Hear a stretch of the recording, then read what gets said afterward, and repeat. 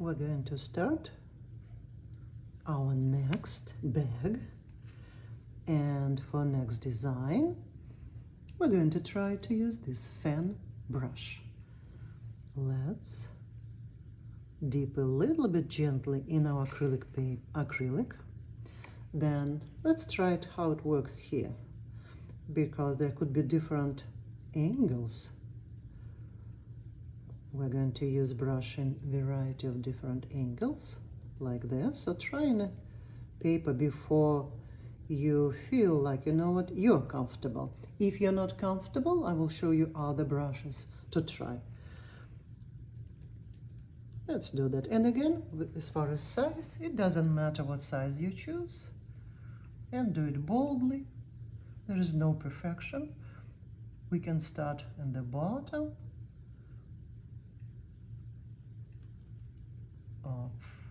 from up,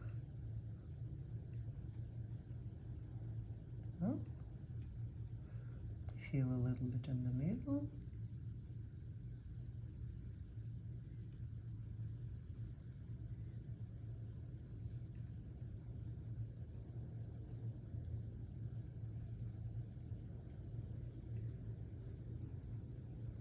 and a little bit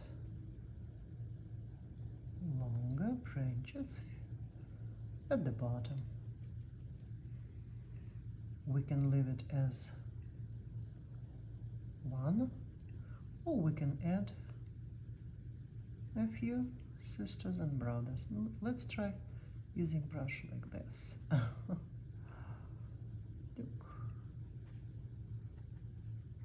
Very frequently I use this brush, in fact almost never,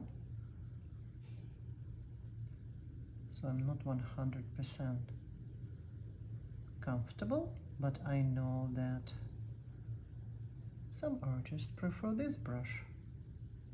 In fact, as far as I know, American famous art teacher Bob Ross was mostly using this brush, I think.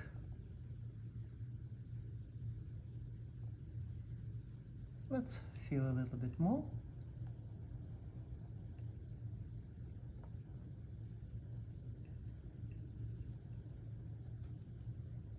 Let's leave it for right now. I'll feel a little bit this side.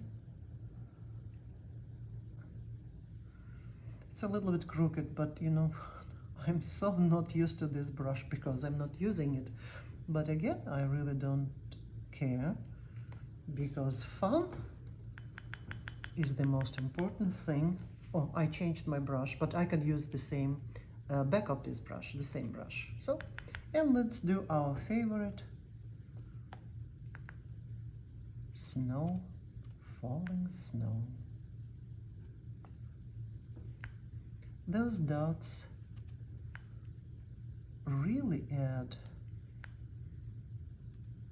mystique and magic.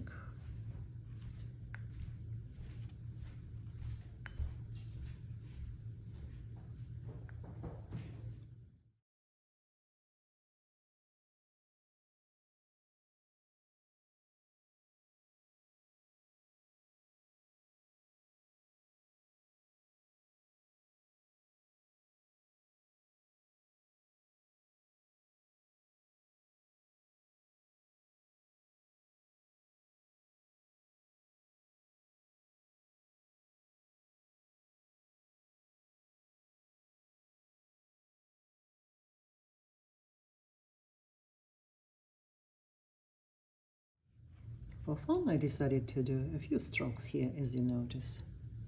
When acrylic dries, we can again choose to add some glitter right on our snowflakes or on our branches. It's entirely up to you.